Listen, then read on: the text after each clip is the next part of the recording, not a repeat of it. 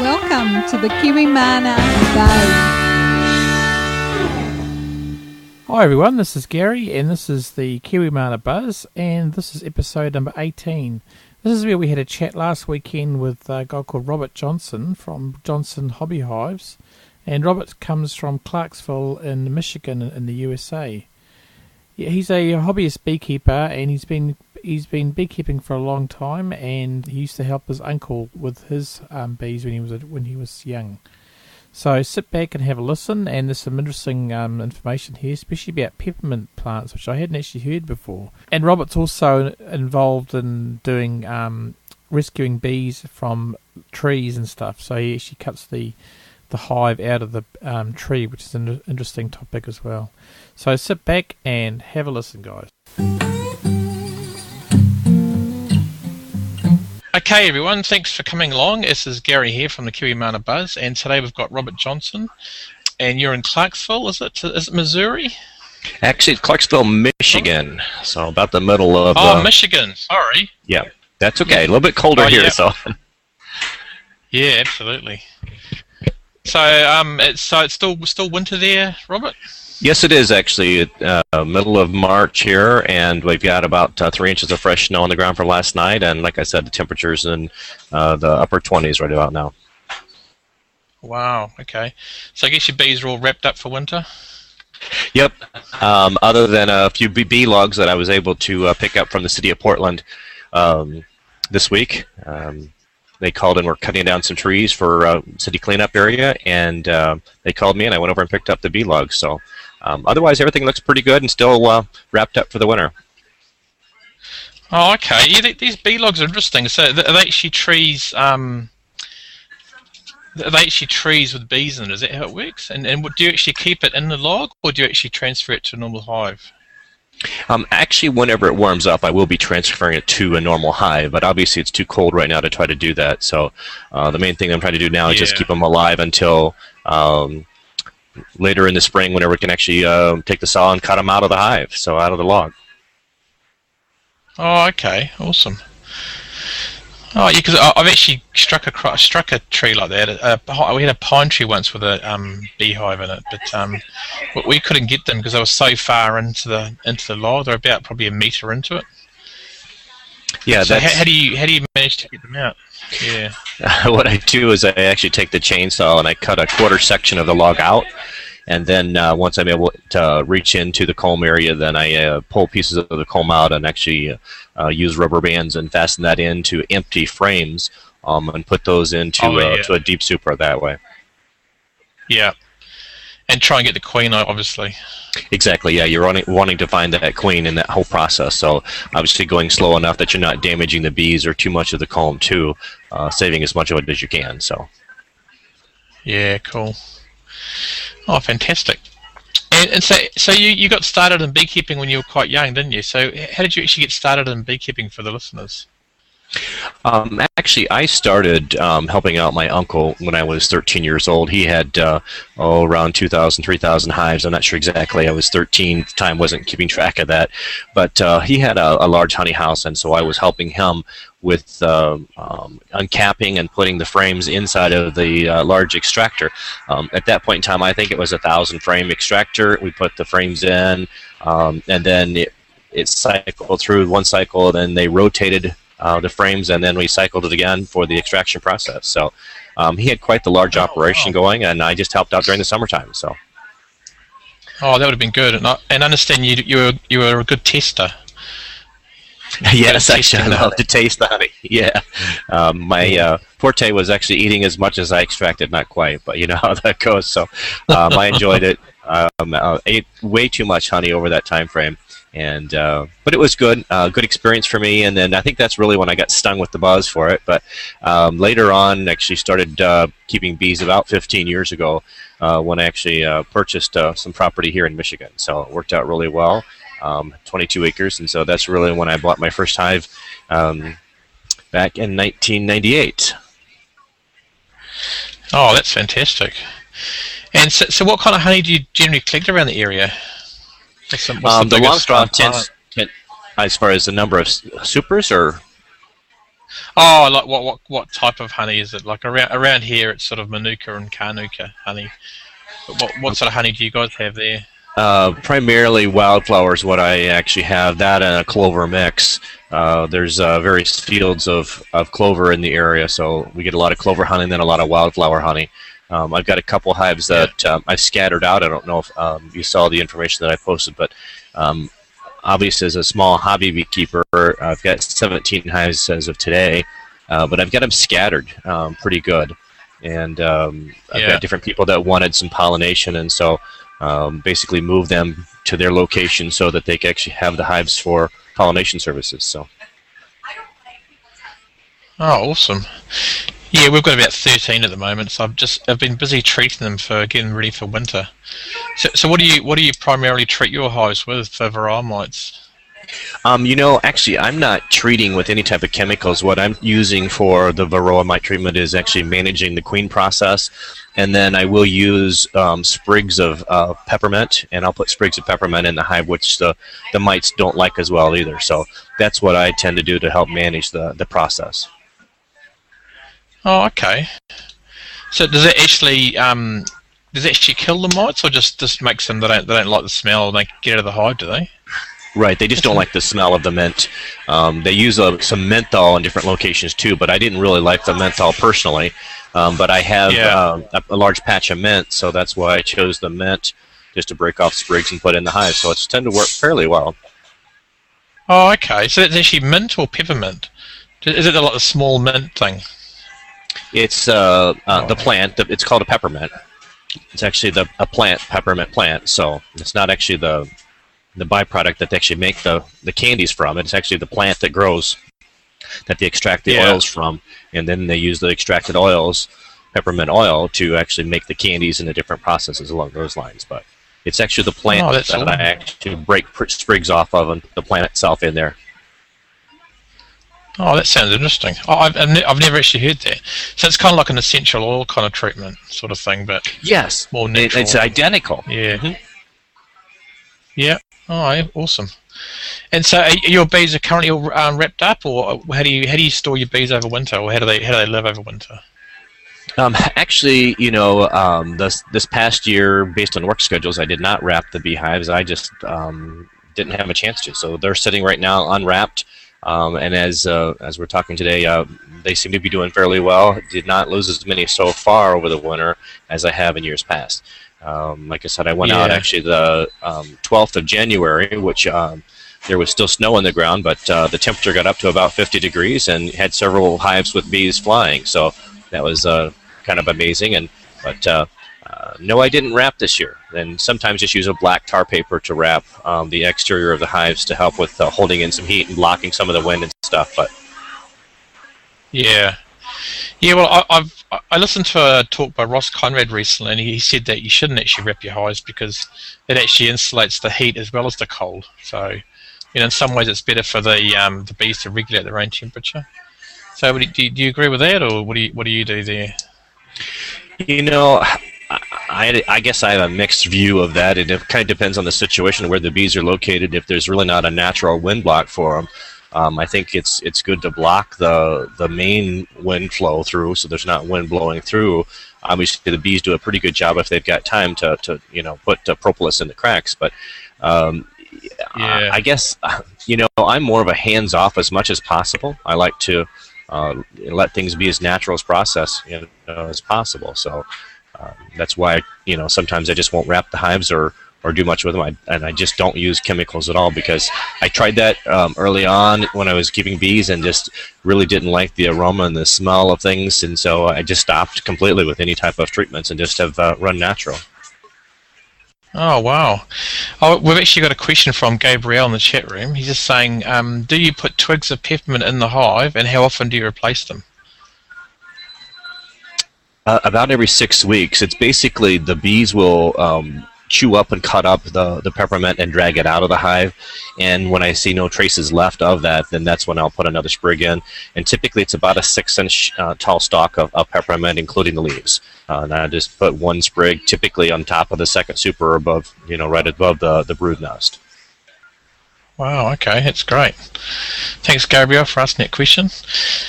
And so, what's one thing that you wish you knew before you started beekeeping that you know now, or what's a good tip for a beginner beekeeper kind of thing? I think probably the biggest tip that I could recommend is to find a mentor. When I started, keeping bees, like I said, 15 years ago, I really didn't have a mentor that helped me through the process. Yes, I knew a little bit about it from helping my uncle, but, I didn't actually go out in the bee yards with my uncle and learn a lot of it, when I was a teenager. And so I spent a lot of time actually trying to ask questions of different people and reading volumes of books and online resources and things like that. So I guess the biggest thing that I would do is say find a mentor, because I think that's really been good. And along those same lines, as I've actually mentored 6 other beekeepers in this 15 years and helping them get started in bees. Obviously, the last 5 years predominantly, helping people that really like and is attracted to the process, actually getting them encouraged and started in beekeeping. So. Yeah, oh, that's fantastic. And you do a lot of talking at libraries and community events, don't you? I do, actually. There's I'd say probably 6 small township-type libraries in the various communities in the rural area where we are, and most of them are eager to have people come in and speak, or just to read to the youth as well. But I'll go in and do presentations on beekeeping, whether it's the beekeeping process and how to be a beekeeper, or basically what's the nature of bees and where we at, and what's the basic symptoms of the colony collapse disorder. And I've been able to take observation hives to a couple of libraries. And the other thing I like to do there is I like to take honey sticks in. And so obviously the young kids just love the honey sticks. Of course, the librarians really don't want the sticky mess all over, so we try to tell them to wait till the end. But you know how kids are; they always get their hands on honey while they want to taste it and stuff. So, but then I also, I have books and different resources, and most of the time I'm able to take in a tarp and put up a hive. It doesn't have bees in it, but just the actual unassembled hive that has the drawn comb, the 2 deeps, and at least 1 honey super. And then I show them, here's the equipment that we have in the beekeeping process, and let the kids try on a bee veil and some gloves and different things too. So it's kind of fun to watch that whole process and the kids and the different questions you get, whether it be a library or the adults. I've done garden club presentations. The Master Gardener program here in the area, put on by the Extension Office. They've asked me a couple different times to do presentations for them, and I've really enjoyed that. And a couple of those individuals actually have started beekeeping and put hives out in their garden area. So that's been really nice. Oh, that's fantastic. No, I think it's great to encourage school kids, because they, the reality is they're tomorrow's beekeepers, aren't they? So. Yes, they are. Yeah, I think it's fantastic. Yeah, it's fantastic. And so far, what's the most exciting beekeeping thing you've done? The most exciting? Yeah. I'd say probably the biggest hive tear-out process. There was a hardware store over in Muir that had bees in between. They had a 2x6 stud space, and then the exterior of the building was brick. And they had bees that had gone into the holes in the brick and built a hive. And the hive between the stud space was about 3 stud spaces wide. And then it was also at the level where the first and second story went in. And so the bees had actually made their hive back in between the floor space about 4 to 5 feet inside the ceiling between the first floor and the second floor space. So it was kind of exciting with that, with all the bees. It was just amazing size of the tear out. What you think you see on the outside is just a normal hive that would have 60 to 80,000 bees, and then you tear out this wall, and all of a sudden you've got 7 foot on the outside and then 4 foot running back in the stud space. Tends to excite things a little bit, and so it was fun, but yet it was also a lot of work. It ended up spanning a process of about 3 days to clean up that whole process for the hardware store. Wow, that's amazing. Yeah, I've been a bit worried about doing that for cutting out things, because I'm sort of concerned about actually having to rebuild the person's house. So yeah. Yeah, actually, fortunately for me, they were not actually in the process of wanting me to rebuild it. They just wanted me to get the bees so the construction company could do it. So I was called in actually after they already started the construction process and found the bees between the wall space. So I could agree with you there. Wow. So, but it's nice, actually. I did have a construction person that was there at that site, and he was excited to learn a little bit about the bees, and he's actually now since then become a beekeeper. And so it's kind of exciting to watch that whole process. And one of the construction people had actually taken up the hobby, and now has, I think he said, 10 hives as I talked to him a couple weeks ago. Oh, that's fantastic. So you planted a seed there, Robert. So what are you drinking today? Is it cappuccino? Cappuccino? Actually, it's just a dark roast coffee from Big B. So. Oh, okay. Well, I've actually got peppermint herbal tea with New Zealand honey, or our honey. There you go. Yeah. That's why it's interesting you're talking about the peppermint stalks. I must try that. Yeah, I'm always sorry, go on. I said I'm always looking for those natural remedies and things that you can try to help maintain the hive on a natural scale. So yeah. Yeah, because I know when we make bee tea, or put sugar syrup, we actually put what do we put in there? Thyme tea and stuff in it. So I wonder if peppermint tea might be a good thing as well. I would think it would. Yeah. Probably discourage the mites a little bit. Mm-hmm. Yeah, I mean, it's all to us. It's all about doing lots of different things to actually reduce the mites, rather than pounding them with chemicals. That's how we do it. Yeah. So what do you think, in your opinion, is the biggest issue facing beekeeping today in your part of the world? I would say, based on Michigan, the number of winter losses has really kind of devastated both the commercial beekeeper and the hobby beekeeper. And there's been so many losses. It's kind of hard to stay in business after losing 50% of your hives each winter. And so it doesn't take too long to get discouraged. And unless you've got a process in place to actually expand and rebuild that 50% loss every year, it's easy to see how a beekeeper could basically be out of business in short order if they're not able to develop more hives from requeening and building up and doing splits and things like that. So I'd say that whole process of losing that many bees over that period of time has really had a big impact in the state of Michigan, and I'd say probably several states around the Midwest has had similar type situations. So that's discouraging. But on the other hand, every life cycle has cycles in nature as well. So this may be just another one of those lows that we'll turn right back around and pick up again. Okay. So do you think this is the colony collapse disorder that we're hearing about? I don't think it's solely the colony collapse. I do think that's a factor in it, but I'd say that's probably on about 10% of that. I think the mite situation has been a big factor in both the varroa and the tracheal mites. Both of those have been factors in the industry as well.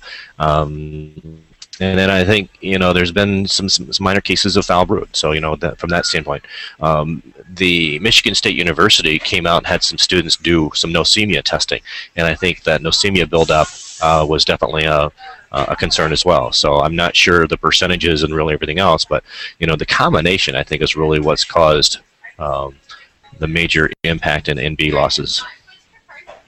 Yeah. Yeah, absolutely. And do you have hive beetles there as well, or not so much up there? Actually, we do have hive beetles. I personally don't have much of a problem with hive beetles, but the gentleman I told you works in a construction company that has 10 hives, he actually did a cutout probably about 20 miles north of where he lives in Ionia, and that hive ended up with beetles, and so he was saying that he had quite a few beetles in that hive. So he was wondering, how to manage the whole process. And so I personally have not had a lot of experience working with, the hive beetles itself, but, definitely some cases in the area. Yeah, for sure. Yeah, we were talking to Kevin Ingram a couple of weeks ago on the podcast, and he went to there was a beekeeping conference in, I think it's Hershey, Pennsylvania. Did you listen to that? It was quite interesting about the way it was an interesting process about how they ground up the hive beetles and then spread it around underneath the hive, and the hive beetles wouldn't go in the ground apparently. Yeah, I thought that So, was really interesting to read. I didn't imagine just the ground up beetles would cause them to not want to go on the ground. It makes sense, but I didn't know anything about it until we saw that information. So yeah. Yeah, I know an organic farm in New Zealand that actually uses a similar process with gorse and thistles, and they ground up the burnt thistles and they spread it around, and the thistles won't grow there anymore. So I don't know what it is about. It must be something, the smell of the dead things or something. It's sort of, I guess if it works, hey, give it a go. But yeah, exactly. In beekeeping, that's really what it's all about, is trying different things and find out what works for you. Understand each beekeeper does things different, and the pollen source as well as the nectar flow is always different in each geographic area. So yeah. We've just got a question here from Matt Sewis, is it? Sorry, I'm not sure if I can pronounce it properly. Do you want to look at the chat room there and just have a see? I'm not sure what that word is. Touristic? okay, just a second. Sorry. Let me see. I'm a beekeeper. Okay. His question is, I work in a local university, and this year I'm convinced my president to install 12 top bar beehives on his campus.